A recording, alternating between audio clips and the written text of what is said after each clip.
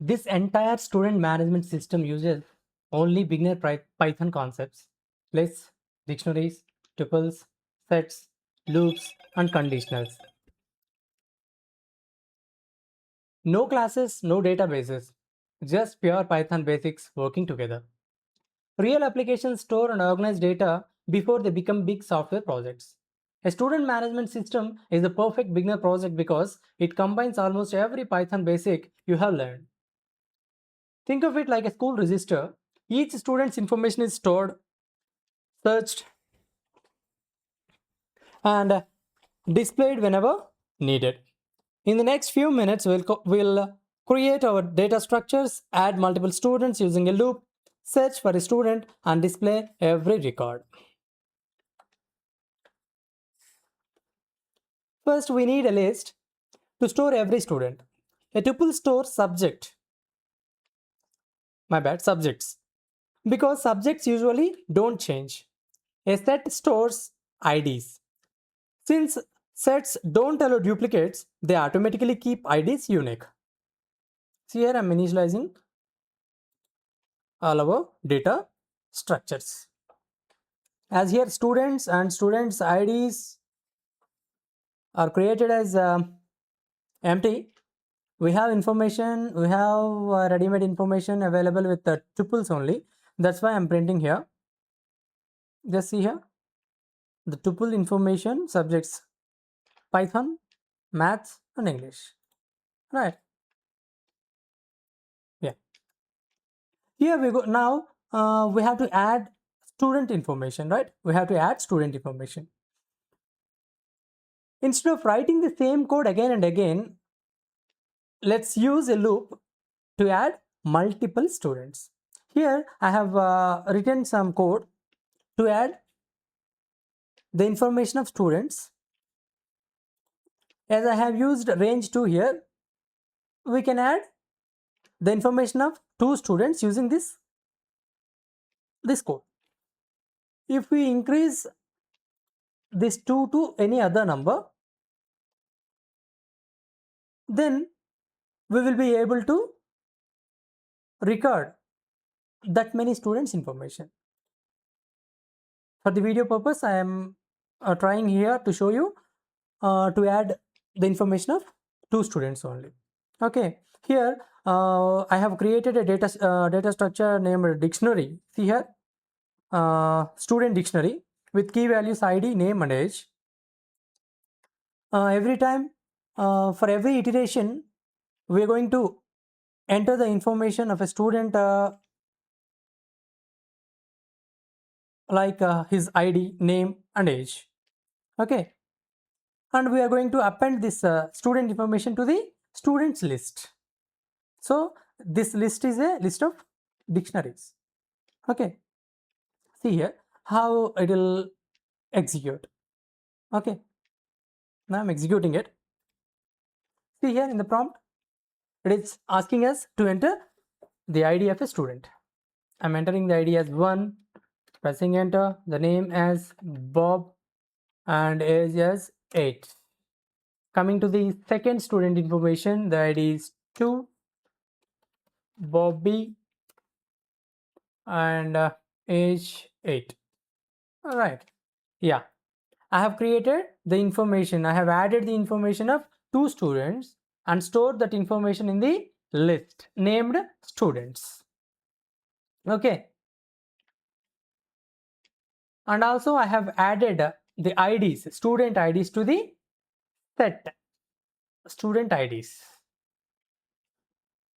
Okay. If you want to add some more students, you can do the same by executing this code again. Okay.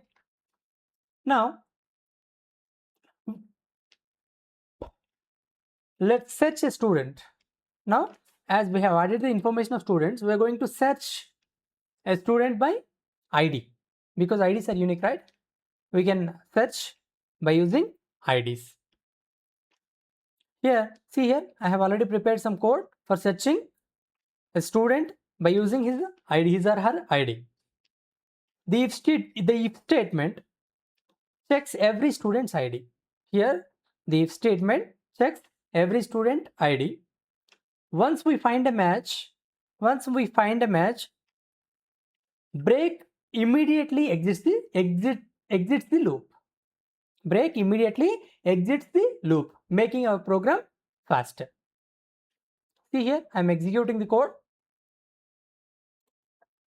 Now it is asking to enter the ID of a student. See here, I'm entering 1 and pressing enter.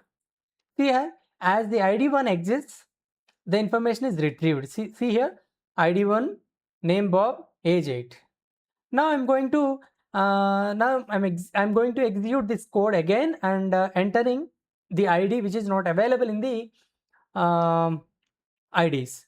See here what will happen. Now I'm executing.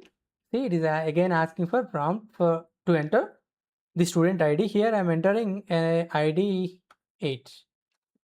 See here, it has given the output as student not found. This is how we can search whether a student exists in the list or not by using his ID. Finally, let us print every student using clean F strings. F strings are nothing but formatted strings. These formatted strings are used to present strings in a neat and clean manner. Okay. Here I have again created a loop. This loop displays every student in a neat format. See, I'm executing the code. Here again a student. For every student in the students list, it is going to print the student ID, name and age. And also at the end of the code, we have written a line to print the unique IDs also. See what will happen after executing this code. See here, as you remember, we have entered the information of 2 students only. This code retrieved those 2 students information along with the unique IDs. This is how the student management works. See,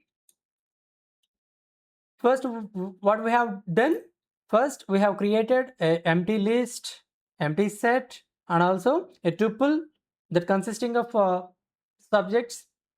Later, by using a loop, we have added students information to a data structure named dictionary. We have stored all these students information in the students list. Later we have searched, right? We have searched a student record by using his student ID, his or her student ID. Later we are printing the information of every student. Today you built a complete mini project using only Python basics. You used lists, dictionaries, tuples, sets, loops, conditionals, and the break statement in one practical application. Now your challenge is to add one more field like grade or city and make it display with every student. Run your program and comment your output below. In the coming videos, we will move on to next concepts in Python. Subscribe so you don't miss it.